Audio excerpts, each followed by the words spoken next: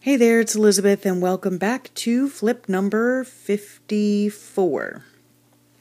I have thought about not numbering these anymore, but I do like to, have them numbered so that I know how many I've done, I guess. And it also, hopefully, it makes it easier for you if you want to find a specific video. So we'll just get started. We are currently in, what month are we in? April. I'm filming this on April 18th, and so let's see where I left off. Okay, I think here's where I left off my last flip, and yeah, I had no idea what happened that day. And I had a migraine for a few days, so anyhow, yeah, when I have a migraine, I do not work in this book. So I've said it, a bunch of times before. I work in this book when I can. I do what I can when I can. So some days I'm working on multiple pages. Other days I actually get the page done for that day. So it just all depends on what's going on. So this day here, yeah, have you seen me? That would be my brain. And if anyone has seen my brain, please return it to me ASAP. It has just been one of those months, let me tell you what. So yeah, my poor grandma, this was on a Wednesday, and I just, I have no idea what day it is anymore half the time, because my husband has been working overtime again, so he's been working 7 days a week, and so yeah, it's like we don't even have weekends really. And so it's really hard for me to keep track of the days. So I totally forgot to call my grandmother on Monday. Oh my gosh, yeah. So she emailed me on Tuesday and was like, what happened, And even on Tuesday, I was thinking, wait a minute, what? I was supposed to call, wait, what day is today? I had no idea. So yeah, I was able to call her on Wednesday and we were able to catch up. So that was nice. And then seriously, oh my gosh. My husband got a cold from work. Usually during this time of overtime, there are a lot more workers out at work. And so, yeah, everybody gets sick and everybody just passes it around. So he was getting a cold. Luckily, we do have a friend that is able to call in prescriptions for him. So that was good. He was able to get a prescription. And we're hoping that that clears up soon. Yeah. So as if working 7 days a week, for weeks in a row isn't enough, let's just throw in a cold flu type thing and see how you go from there. Yeah. Thanks. Oh, my poor husband. So then this day here, my daughter had decided that she wanted to get out and be a little bit more active, right? She has time to be more active, okay? But, yeah. So she wanted to get out and be a little bit more active and start walking, mainly just, for exercise purposes, health, being healthy purposes. So, she gets home from school usually around lunchtime, and during this week, we had walked 4 days that week, I think.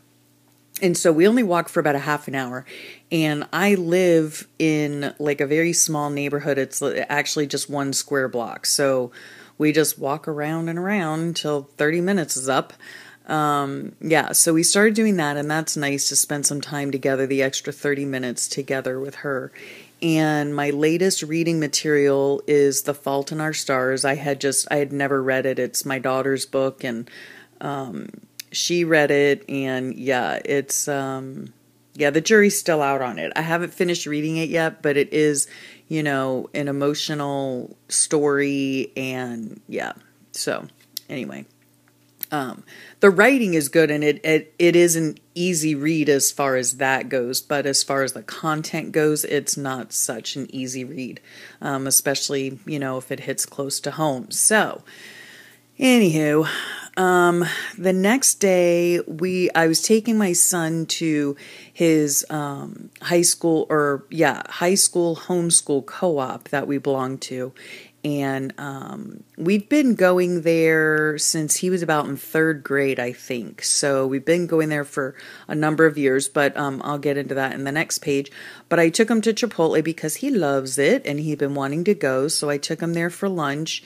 And I always love the things that they put on the bags. They have something called Cultivating Thought series. And it's just like little stories, little short stories. And so this one, it just, reminded me of my husband when I saw it. It's a story. It talks about, let me see if I can reach. I made this a little pocket here. It's basically, I'll give you the short of it. The beginning starts, the world is complicated, but does every problem require a complicated solution? Consider, for instance, the following story. And so the author goes on to talk about a guy, he calls him Steve, and Steve has a pain in his right hip. And so he goes to the doctor and they order all these tests and, the doctor is talking about surgery and all Steve can think about is, oh my gosh, I have to have surgery and the money and the this and the that. And so he's kind of freaking out. And so then he decides to go get a second opinion. So he goes to another orthopedist and that doctor looks over all of the x-rays and scans and all that kind of stuff and says, then he asks Steve, he says, "Are you a runner?" And Steve says, "Why, yes, I am." And the guy says, "Okay, well, the reason you're having pain in your hip is because your right leg is shorter than your left leg." So, of course, Steve is like, "Oh my goodness, my leg is shorter." The doctor reassures him and says, No. Everyone's legs are different sizes. It's, it's a very common thing. He said, "Here's what you do. You go to the drugstore and for $5, you get a pair of what are they called? Insoles." He says, "So put one in your right shoe, throw the left one out, and you'll be fine." So, the moral of the story is, I don't know, for me personally, thinking about my husband and all that he's been through is definitely get second opinions. And, yeah. So it was just a very easy solution to this person, Steve's problem. And so, yeah, we've been kind of going through that whole scenario with my husband and his health issues. And, it's just, I can only hope that there is an easy solution for my husband and what he's been going through. But it just reminded me of him. And, if you're, going back and forth to all these different doctors and things like that, yeah, don't stop until you get an answer. Just don't stop being an advocate for your own health and doing what is best for you in your situation. So there's the lesson for today. This day here was actually this right here. This is my beautiful son. And what this is here is a yearbook, inclusion from my husband and I to our son for graduation. Each year, the students make their own senior page, and then the parents have the opportunity to make a page dedicated to their child. And so my husband is always in charge of that. So he wrote out my son's graduation page, which was very sweet and just, brings back so many memories. And yeah. So that was very sweet. So I wanted to make sure to keep that in here. And then this is just a napkin that I decoupaged onto the page and put a quote in here. And congratulations to my sunshine. And here's his graduating class. There are actually 14 of them this year, which is actually big. That's a big graduating class. I know that seems odd, especially because I came from when I graduated high school, we had over 900 graduating seniors. So anyhow, but these are a bunch of the kids that I have taught, most of them, I think, at one time or another since they were in the third grade. So yeah, it was very sweet, and they get them a cake, and they have like a little recognition ceremony, and so that was really nice to go to. And Then this page here was a Saturday, I believe. Yep. And so this is just kind of a day in our lives here at home or at work. And my husband's, what's it called? In my husband's situation, in my husband's case. Oh, my brain. I told you it was missing. So yeah, Big Handsome was at work, and he's been at work for 7 days a week for a few weeks now, with a few to go, and we are counting down the days till overtime ends. And then my beauty queen, she decided to go to the zoo with a friend, and she had lots of fun, and she fed the giraffes. And my sunshine, he played on the computer all day. Had just a relaxing kind of vegging kind of day. And I did the same, only I was vegging on Netflix. So yeah, I wasn't feeling all that great that day. And so I just watch, funny movies, just to kind of keep my mind off of things. So yep, I watched Clueless and Mr. Deeds, 2 super cute movies. So anywho, that's that. And this is actually kind of a short video because now I haven't done anything. Sunday, we just kind of had a lazy day, and that was basically it.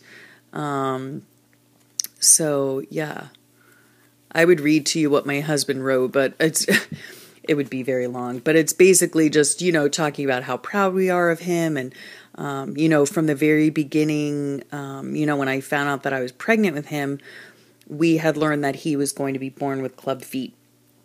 And there could be other things that, other issues that could have come about because of that. And one of the options that the doctor suggested, my husband and I declined because, for ourselves, we did not believe in that option and still don't for ourselves. And I remember the day I came home from the sonogram with my son, them telling me that he was going to be born with club feet and there could be all these other issues and blah, blah, blah. And I remember crying to my husband, and my husband looked at me and he said, "Elizabeth, God does not make mistakes. He has given us this child for a reason, and we're going to deal with it." And so, of course, I agreed. And, to this day, I think, and my husband wrote about it in here, to this day, we think, had we taken the option that the doctor had put out there for us, what the world would have been missing. And he would have been, the world would have been missing a wonderful young man. A loving, kind, sweet, beautiful, smart, funny young man.